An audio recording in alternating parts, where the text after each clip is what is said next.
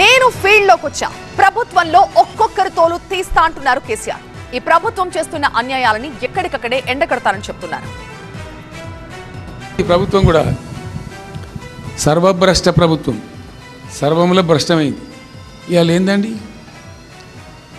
జంట నగరాలలో పట్టభాగాలు నడి రోడ్డు మీద హత్యలు జరుగుతున్నాయి. అడిగే దిక్కు లేదు. మానభంగాలు జరుగుతున్నాయి, రేపులు జరుగుతున్నాయి.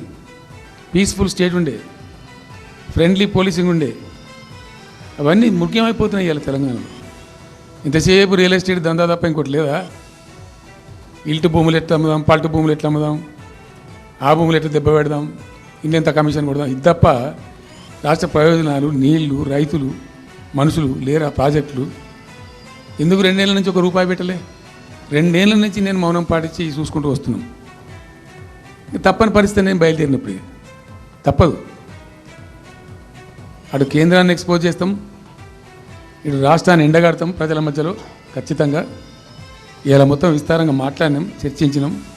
చాలా పెద్ద ప్రజా ఉద్యమాన్ని శ్రీకారం చుడతాం.